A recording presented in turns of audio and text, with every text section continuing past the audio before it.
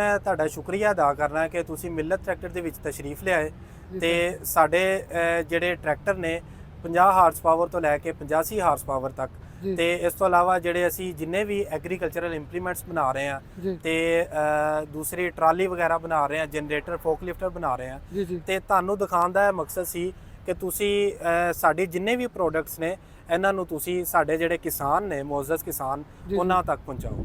ਠੀਕ ਹੋ ਗਿਆ। ਇਹ ਜਿਹੜਾ ਸਟਾਲ ਲਗਾਇਆ ਤੁਹਾਡੇ ਕੋਲ, ਇੱਕ ਦਿਨ ਪਹਿਲੇ ਟੀਮ ਵੀ ਆਈ ਸੀ ਮਡਗਾਸਕਰ ਤੋਂ। ਜੀ ਬਿਲਕੁਲ। ਉਹਨਾਂ ਨੇ ਟਰੈਕਟਰ ਦੇਖੇ ਨੇ, ਉਹਨਾਂ ਨੇ ਕੀ ਕਿਹਾ, ਕਿਸ ਤਰ੍ਹਾਂ ਦੇ ਟਰੈਕਟਰ ਨੇ ਤੁਹਾਡੇ, ਜਿਹੜਾ ਇਹਦੇ ਬਾਰੇ ਥੋੜਾ ਦੱਸੋ। ਜੀ ਬਿਲਕੁਲ, ਅਲਹਮਦੁਲਿਲਾ ਇਹ ਤੇ ਪਾਕਿਸਤਾਨ ਵਾਸਤੇ ਇੱਕ ਐਜ਼ਾਜ਼ ਹੈ ਕਿ ਸਾਡੇ ਜਿਹੜੇ ਮਿਲਤ ਟਰੈਕਟਰ ਦੇ ਜਿਹੜੇ ਟਰੈਕਟਰ ਨੇ ਉਹ ਅਸੀਂ ਪਾਕਿਸਤਾਨ ਤੋਂ ਬਾਹਰ ਵੀ ਐਕਸਪੋਰਟ ਵੀ ਕਰ ਰਹੇ ਹਾਂ।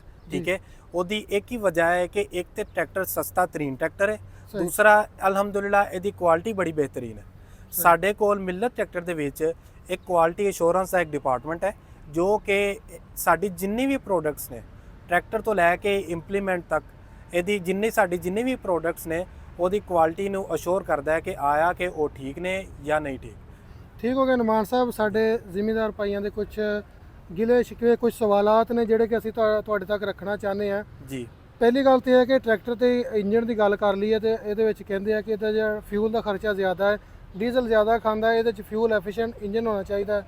ਇਹਦੇ 'ਚ ਕੋਈ ਨਵੀਂ ਟੈਕਨੋਲੋਜੀ ਨਹੀਂ ਆ ਸਕਦੀ ਕਿ ਇਹ ਚੱਲ ਰਹੀ ਹੈ ਆਪਣੇ ਕੋਲ, ਕੋਈ ਇਹਦੇ ਬਾਰੇ ਕੋਈ ਦੱਸੋ। ਦੇਖੋ, ਸਭ ਤੋਂ ਪਹਿਲੇ ਤਾਂ ਮੈਂ ਤੁਹਾਨੂੰ ਦੱਸਦਾ ਕਿ ਅਸੀਂ ਤੁਸੀਂ ਚੂੰਕਿ ਟੈਕਨੋਲੋਜੀ ਦੀ ਗੱਲ ਕਰ ਰਹੇ ਹੋ, ਅਸੀਂ ਸਾਡੇ ਜਿਹੜੇ ਮਿਲਤ ਟਰੈਕਟਰ ਦੇ ਟਰੈਕਟਰ ਨੇ ਉਹ ਅਸੀਂ ਮੈਸੀ ਫਰਗੂਸਨ ਦੇ ਡਿਜ਼ਾਈਨ ਦੇ ਮੁਤਾਬਿਕ ਬਣਾ ਰਹੇ ਹਾਂ। ਠੀਕ ਹੈ ਨਾ, ਜਿਸ ਤਰ੍ਹਾਂ ਦਾ ਉਹਨਾਂ ਦਾ ਸਟੈਂਡਰਡ ਹੈ ਅਸੀਂ ਉਸ ਤਰ੍ਹਾਂ ਦੇ ਹੀ ਟਰੈਕਟਰ ਬਣਾ ਰਹੇ ਹਾਂ। ਹੁਣ ਜੇ ਤੁਸੀਂ ਕਹੋ ਕਿ ਜੀ ਇਹ ਫਿਊਲ ਘੱਟ ਖਾਏ ਤੇ ਫਿਰ ਉਹਦੀ ਚੂੰਕਿ ਜਿਸ ਤਰ੍ਹਾਂ ਹੁਣ 85 ਹਾਰਸ ਪਾਵਰ ਦੇ ਵਿੱਚ ਇੱਕ ਟਰੈਕਟਰ ਹੈ, ਠੀਕ ਹੈ, ਉਹਨੇ ਆਪਣੀ ਪਾਵਰ ਦੇ ਮੁਤਾਬਕ ਹੀ ਉਹਨੇ ਫਿਊਲ ਕੰਜ਼ੰਪਸ਼ਨ ਕਰਨੀ ਹੈ। ਠੀਕ ਹੈ ਨਾ, ਤੇ ਵੈਸੇ ਅਸੀਂ ਇਸ ਤਰਫ ਜਾ ਰਹੇ ਹਾਂ ਕਿ ਸਾਡੇ ਚੂੰਕਿ ਹੁਣ ਡੀਜ਼ਲ ਦੀ ਕੀਮਤ ਜ਼ਿਆਦਾ ਹੋ ਗਈ ਹੈ ਤੇ ਅਸੀਂ ਕੋਸ਼ਿਸ਼ ਕਰ ਰਹੇ ਹਾਂ ਕਿ ਅਸੀਂ ਆਪਣੇ ਟਰੈਕਟਰ ਨੂੰ ਇਸ ਤਰ੍ਹਾਂ ਦਾ ਬਣਾਈਏ ਕਿ ਉਹ ਕਿਸਾਨ ਦਾ ਖਰਚਾ ਜਿਹੜਾ ਘੱਟ ਤੋਂ ਘੱਟ ਆਏ। ਠੀਕ ਹੋ ਗਿਆ। ਇਸ ਤੋਂ ਅੱਗੇ ਜੀ ਆਪਣਾ ਟਰੈਕਟਰ ਜਿਹੜਾ ਗਰਮ ਹੁੰਦਾ ਹੈ, ਇਹਦੀ ਕੀ ਵਜ੍ਹਾ ਹੈ? ਇਹਦੇ ਵਿੱਚ ਕਹਿੰਦੇ ਆ ਕਿ 12 ਲੀਟਰ ਆਇਲ। ਅੱਛਾ, ਇਸ ਤੋਂ ਇਲਾਵਾ ਜੀ ਨੁਮਾਨ ਸਾਹਿਬ, ਟਰੈਕਟਰ ਦੇ ਵਿੱਚ ਟਰੈਕਟਰ ਦੇ ਇੰਜਨ ਦੇ ਚੈਂਬਰ 'ਚ 12 ਲੀਟਰ ਆਇਲ ਹੋਣਾ ਚਾਹੀਦਾ। ਇਹ ਵੀ ਬਹੁਤ ਜ਼ਿਆਦਾ ਜ਼ਿਮੀਂਦਾਰਾਂ ਦੀ ਖਵਾਇਸ਼ ਹੈ, ਕਿ ਡਿਮਾਂਡ ਹੈ, ਤੇ ਉਹ ਕਹਿੰਦੇ ਕਿ ਇਹਦੇ ਨਾਲ ਟਰੈਕਟਰ ਗਰਮ ਨਹੀਂ ਹੋਏਗਾ। ਕਿਆ 12 ਲੀਟਰ ਆਇਲ ਦੇ ਨਾਲ ਕੋਈ ਟੈਕਨੀਕਲੀ ਕੋਈ ਬਣਦਾ ਹੈ? ਦੇਖੋ, ਐਸੀ ਗੱਲ ਬਿਲਕੁਲ ਨਹੀਂ ਹੈ ਕਿ 12 ਲੀਟਰ ਦੇ ਨਾਲ ਗਰਮ ਹੁੰਦਾ ਜਾਂ ਠੰਡਾ ਹੁੰਦਾ। ਠੀਕ ਹੈ, ਅਸੀਂ ਚੂੰਕਿ ਸਾਡੇ ਜਿੰਨੇ ਵੀ ਟਰੈਕਟਰ ਨੇ ਅਸੀਂ ਮੈਸੀ ਫਰਗੂਸਨ ਦੇ ਡਿਜ਼ਾਈਨ ਦੇ ਮੁਤਾਬਿਕ ਬਣਾ ਰਹੇ ਹਾਂ। ਠੀਕ ਹੈ, ਹੁਣ ਜਿਸ ਤਰ੍ਹਾਂ ਕਿ ਤੁਸੀਂ ਦੇਖਦੇ ਪਏ ਹੋ ਕਿ ਇੰਜਨ ਆਇਲ ਦੀ ਜਿਹੜੀ ਕੀਮਤ ਨੇ ਉਹ ਦਿਨ ਬ ਦਿਨ ਜ਼ਿਆਦਾ ਹੋ ਰਹੀ ਹੈ। ਆਇਲ ਦੀ ਕੀਮਤ, ਦੁਨੀਆ ਜਿਹੜੀ ਹੈ ਉਹ ਆਪਣਾ ਖਰਚਾ ਘਟਾ ਰਹੀ ਹੈ, ਜਦਕਿ ਅਸੀਂ ਪਾਕਿਸਤਾਨ ਨਹੀਂ ਚਾਹੁੰਦੇ ਹਾਂ ਕਿ ਸਾਡਾ ਖਰਚਾ ਵਧੇ, ਜਦਕਿ ਇਹ ਬਿਲਕੁਲ ਗਲਤ ਹੈ।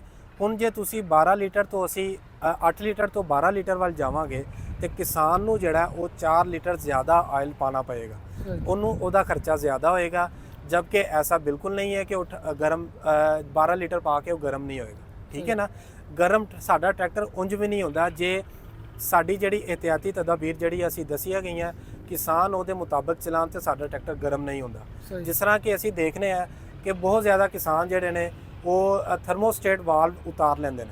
ਠੀਕ ਹੈ, ਜਦਕਿ ਥਰਮੋਸਟੇਟ ਵਾਲਵ ਦਾ ਫੰਕਸ਼ਨ ਹੈ ਕਿ ਜਦੋਂ ਇੰਜਨ ਦਾ ਟੈਂਪਰੇਚਰ 80 ਡਿਗਰੀ ਸੈਂਟੀਗ੍ਰੇਡ ਤੱਕ ਪਹੁੰਚਦਾ ਹੈ ਤੇ ਉਹ ਵਾਲਵ ਖੁੱਲ ਜਾਂਦਾ ਹੈ ਤੇ ਰੇਡੀਏਟਰ ਤੋਂ ਠੰਡਾ ਪਾਣੀ ਆਉਂਦਾ ਹੈ ਇੰਜਨ ਦੇ ਵਿੱਚ, ਇੰਜਨ ਨੂੰ ਠੰਡਾ ਕਰਦਾ ਹੈ। ਜਦੋਂ ਕਿਸਾਨ ਥਰਮੋਸਟੇਟ ਵਾਲਵ ਉਤਾਰ ਲੈਂਦੇ ਨੇ ਤੇ ਫਿਰ ਉਹ ਠੰਡਾ ਹੀ ਟਰੈਕਟਰ ਚੱਲਦਾ, ਜਿਹਦੇ ਨਾਲ ਉਹਨੂੰ ਜਿਹੜਾ ਉਹਦਾ ਦਰਜਾ ਹਰਾਰਤ ਹੈ ਮਤਲੂਬਾ ਦਰਜਾ ਹਰਾਰਤ ਤੱਕ ਨਹੀਂ ਪਹੁੰਚਦਾ ਤੇ ਇੰਜਨ ਨੂੰ ਨੁਕਸਾਨ ਹੁੰਦਾ।